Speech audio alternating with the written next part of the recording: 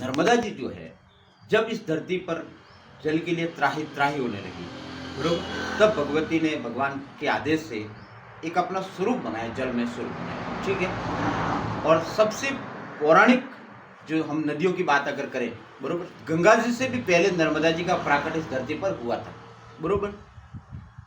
और नर्मदा कौन, बरोबर, ओ माँ तुम ब्रह्मणी, हे माँ तुम तो ब्रह्मणी है, ओ माँ तुम ब्रह्मणी, तुम वैष्णवी और तुम देवी माहेश्वरी, तुम माता साक्षात पार ब्रह्म, तस्में माँ नर्मदाय नमः, वो जगदम्बा है, बरोबर।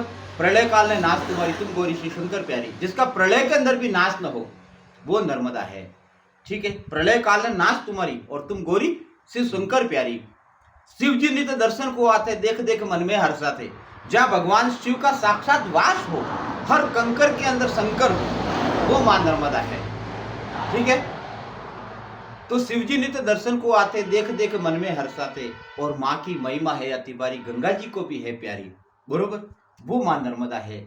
नर्मदा कौन, शिव प्रिय में कल शैल सुतासी, और सकल सिद्ध सुख संपत्ति राशि, जो सकल सिद्धि को देने वाली है, और सब जो मतलब हमारे मन में जो भाव आया, उस भाव की पूर्णाहुति करने वाली जगदम्बा है, बरोबर।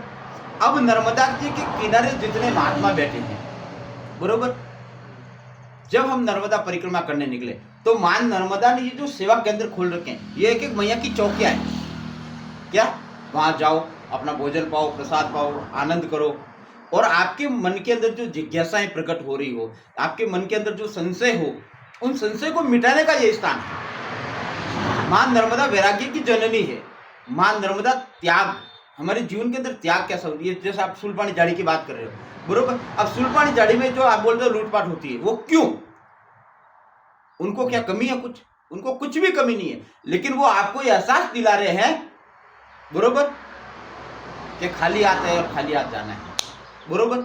आसक्ति जीवन के अंदर सबसे बड़ा वो है, तकलीफ, मतलब दुखदायी है, बरोबर। हम बोलते हैं यार ये, अरे यार ये तो मैं छोड़ नहीं सकता, ये आसक्ति है।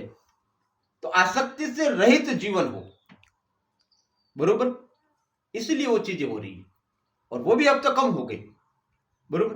दूसरा, आज परिस्थिति अनुकूल है, कल विपरीत हो गई तो क्या करोगे, बरोबर। आज ये इनर है और कल इनर नहीं रहा तो ठंड में कैसे मैं रहूंगा, तो वो भी सीखने की जगह है ये, बरोबर। इसलिए नर्मदा जी, मतलब क्या बताया आपको नर्मदा जी के बारे में, गुरु नर्मदा तो नर्मदा ही है। यहाँ एक बार जो आ गया, यहाँ जो एक बार आ गया, उसको वापस आना ही आना पड़ेगा, बरोबर। है तेरे आधार नर्मदा, है तेरे आधार, क्या, तो सब भगवती के आधार जब हम बन जाएंगे, बरोबर। अब आधार कब बनेंगे भाई, हम आधार तो बनेंगे, कब बनेंगे, जब भगवती से हम पहले, सबसे पहले क्या होता है कि हम क्षमा याचना, कि भूल चूक बहुविध करी, हे माँ मैंने बहुत भूले की, मैंने बहुत अपराध किए, बरोबर। क्यों किए, भूल चूक बहुविधि करी और निज अभिमान गुमान, क्योंकि मुझे खुद पे भरोसा था कि मैं खुद हूं, ठीक है ना। भूल चूक बहुविधि करी और निज अभिमान गुमान, सम हूं भगवती, हे माँ मुझे क्षमा कर, शिशु सेवक मोहि जान, मुझे अपना बच्चा समझकर मुझे क्षमा कर, ठीक, मुझे अपना बच्चा समझकर क्षमा कर। ये किससे कहना है, मां से कहना है, ठीक है। और जब हम मां से ये शब्द कहें तो हमारी आर्त गिरा, गिरा कैसे होनी चाहिए, गिरा मतलब आवाज, आर्त गिरा, अश्रु धारा बहे, बरोबर, मां मां मां, बरोबर। एक छोटा वो नहीं होता बछड़ा, बरोबर, वो बछड़ा वो जब वो आवाज मारता है तो उसकी मां कहीं भी हो भाग के आती है, बरोबर, कि नहीं आती है। और भगवती कोई एक उस जल के अंदर समाहित नहीं है, अरे वो तो अखिल ब्रह्मांड की नायिका है? जाओ उसका स्मरण करो। अब सुलपानी झाड़ी में जब महात्मा अपना अनुभव बताते हैं, तो वहां कौन, भगवती छोटी सी कन्या के रूप में आती है, हमारी हर जगह हमारी सहायता करती है? और नर्मदा खंड के अंदर कोई भूखा नहीं सोता है, ये मेरी जगदम्बा का प्रताप है, क्या।